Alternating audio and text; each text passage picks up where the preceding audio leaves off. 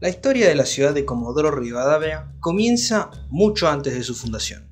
En 1858, un 11 de noviembre, al norte de Italia, en la localidad de Verona, nace Francesco Pietrovelli. Lo único que sabemos de Francesco y de su infancia es que superó los niveles básicos de educación para la época, apasionándose particularmente por la geología y la geografía. En su juventud, Francesco decidió emigrar a Alemania y los Estados Unidos, para después llegar a una nueva nación al sur del continente americano. Argentina, vibrante por su crecimiento económico y la nueva expansión al sur por parte del ejército argentino, abría muchas puertas a aquel que se atreviese a adentrarse dentro del territorio desconocido de la Patagonia sureña. En 1888, que Francisco llega a Puerto Madryn a trabajar en los nuevos ferrocarriles de la empresa Chubut Central Railway, que había contratado alrededor de 400 empleados, entre ellos españoles, libaneses e italianos.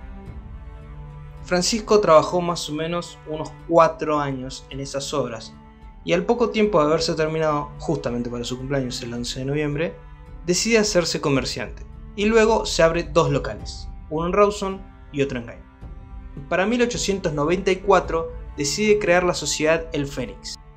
El fin que tenía El Fénix era poder explorar los paisajes de la Patagonia, pero tuvo el infortunio de no poder seguir adelante con el proyecto por falta de fondos y apoyo oficial.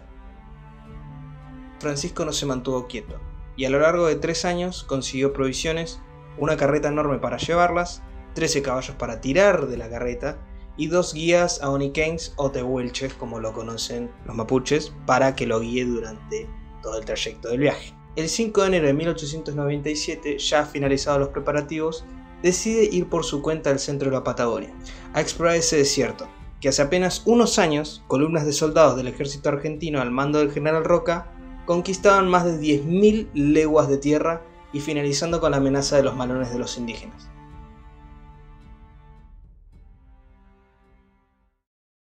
Pongo paréntesis. En la Patagonia sureña hay viento. Mucho viento. Hay tanto viento que si tenés la poca fortuna de tener que caminar contra él, el viento decide hacer sorteos de ráfagas de tierra y vos tenés todos los numeritos. Y para colmo, además de que el viento no te da descanso, cuando estás dentro de una vivienda, el viento es tan fuerte que te hace temblar todo el rancho. El territorio es tan pero tan vasto que, para darte un ejemplo, entre Comodoro Rivadavia y Lago Puelo hay 716 kilómetros de distancia y 10 horas en auto.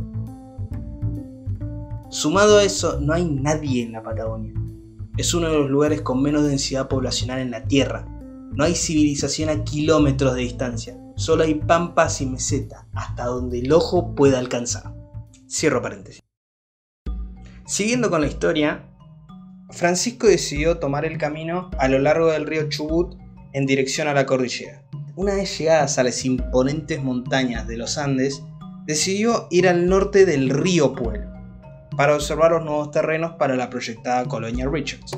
Y desde ahí decidió volver y emprender viaje esta vez hacia el sur, hasta llegar al río Huemules, o río Simpson, solo para encontrarse con los ríos que guían las hermosas y fértiles tierras de los lagos Musters y Colué-Huapi. Allí decidió acampar un tiempo y explorar la zona, dando con un valle al cual él le daría el nombre, el Cañadón Pietrovelli.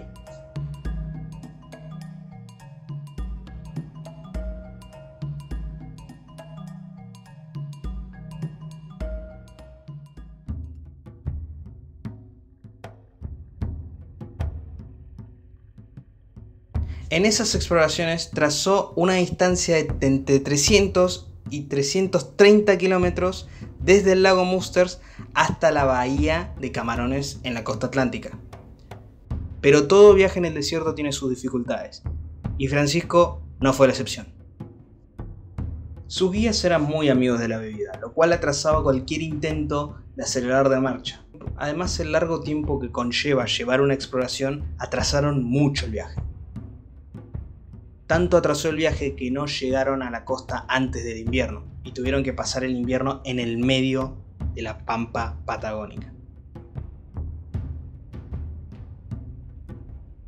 pero milagrosamente llegaron a la costa, el 27 de junio, y emprendieron viaje para llegar a Gaiman, que recién llegaron el 9 de septiembre.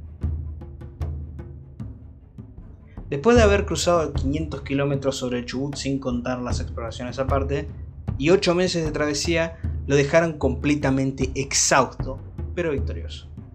Al fin y al cabo, era uno de los pocos hombres, además del gobernador Fontana, en cruzar toda la provincia. Y además, dentro de todas las satisfacciones, había encontrado los mejores valles, potenciales puestos de ganadería. Para un comerciante era como encontrar petróleo, donde entre ellos se encuentran Las Plumas, Los Mártires y los lagos Coluhuapi y el lago Musters. El Coluhuapi y el lago Musters son excepcionales, la tierra es excelente, además están cerca de la costa, no hay con qué darle, tienen fertilidad, tienen agua y están cerca de la costa para poder exportar sus productos. Pero hay una cosa que no te había contado. Resulta que el 21 de julio de ese año, 1897, mientras Francisco estaba de viaje, el gobierno nacional, estacionado en Buenos Aires a más de 1300 kilómetros de distancia, daba la autorización por decreto a formar una nueva colonia. Tan pronto llegó a Rawson, Pietro Belli volvió a dirigirse al lago Musters y al lago Coluhuapi. Pero esta vez no fue solo. En teoría, junto a él iban 8 familias, que habían dejado la vida del valle atrás, en busca de un nuevo lugar donde establecer una nueva colonia, el nombre de Colonia Ideal, que luego sería cambiada al nombre que tiene actual, Colonia Sarmiento. A fines de 1898, Pietro Belli decide emprender viaje de nuevo, pero esta vez en dirección al Golfo San Jorge, utilizando unas cartas náuticas del explorador Fitzroy. Pero, ¿por qué decidió salir de donde estaba sentado? Bueno, como dije antes, al estar cerca de la costa pueden exportar sus productos muy fácilmente. Pero el problema era de que no había ningún puerto cerca para poder exportarlos. El puerto más cerca era en Camarones y estaba muy lejos, y Puerto Madryn más aún. Y fue con esa idea que Francisco Petrovelli y un grupo de pioneros decidieron cruzar la meseta patagónica que divide Sarmiento con una rada de nombre Tilly, Rada Tilly. Pero Petrovelli era un hombre que quería hacer las cosas de memoria. Y se memorizó el camino de ida, pero el de vuelta decidió tomar otro camino por alguna razón y se perdió. Se perdió por 5 días y pudo sobrevivir comiendo hierbas silvestres. Todos los pioneros creyeron de que se había perdido para siempre, que había muerto. Pero para cuando lo hallaron, los víveres ya se habían agotado, pero viéndole el lado positivo, al fin habían llegado a la costa, Rada Tilly, un buen lugar para armar un puerto. Y según las cartas de Fitzroy, está más o menos a 120-130 kilómetros de Sarmiento a caballo. Satisfecho, Francisco y el grupo deciden volver a Sarmiento, y desde ahí Francisco solo emprende dirección a Buenos Aires. Una vez en Buenos Aires, conoce a un lanero de nombre Juan Fernández, que tenía contactos con la esfera política. Eso permitió ablandar un poco las cosas entre el italiano y el gobierno nacional. También Don Fernández contribuyó con el financiamiento para construir el primer galpón, el galpón de Petrovelli. Y también dio los argumentos propicios para poder llamar la atención de muchos políticos. Y fue así que Sarmiento consiguió sus elementos de construcción, que iban a ser traídos por vía marítima, desembarcados en Rada Tilly, depositados dentro de un galpón y desde ahí de a poco llevarlo a la colonia. Y una vez terminadas las construcciones, la colonia tendría contacto directo con Buenos Aires y desde ahí con el resto del mundo. Con las influencias de Don Fernández, Francisco Petrovelli se convirtió en juez de paz, encargado del registro civil, agente del consulado italiano, corresponsal de prensa de la colonia. El tipo estaba a todos lados, hasta hizo las señalizaciones para el puerto. Todo esto lo logró siempre acompañado de su amada esposa, María Concilia. Y esto nos lleva a una anécdota. Una vez caminando por la playa, Francisco se dio cuenta de que Punta Marqués, donde está Rada Tilly, no es un buen lugar para poner un puerto, es excelente para un balneario. Y es así que Francisco decide caminar por toda la playa hasta llegar a Punta Borjas, donde puso el primer galpón justo al pie del Cerro Chenque con los materiales que había traído el barco 1 de Mayo, que era un barco de la Marina Argentina que, curiosamente, fue afectado recorriendo la costa patagónica sobre las costas de Radatili. Un año después de que Petrovelli se arme el galpón, el gobierno nacional decreta el nacimiento del pueblo de Comodoro Rivadavia el 26 de enero de 1902. Y así como comenzó el pueblo, también comenzaron las dificultades. Primero, Comodoro está muy lejos, pero muy lejos, de cualquier fuente de agua dulce.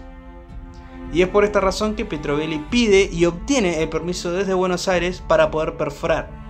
El gobierno de Buenos Aires decide enviar los materiales con notable rapidez y las perforaciones inician al instante. Aunque sin éxito durante las primeras etapas, las perforaciones se volverían a intentar en 1907, que en vez de agua descubrimos petróleo. Este acontecimiento increíble para la historia patagónica no mejoró el pasar económico del inmigrante italiano. Honorable y romántico por naturaleza, no pidió ni obtuvo ningún privilegio alguno por haber sido uno de los primeros en encontrar petróleo en la Patagonia. Y también ejerció su cargo público con notoriedad. Y es así que en 1911 se publica en Venecia, una histórica ciudad de navegantes, comerciantes y exploradores como Marco Polo, que sale el libro Esplorazioni e colonizzazioni della Patagonia Centrale, un libro italiano que sigue en venta, con un siglo de antigüedad.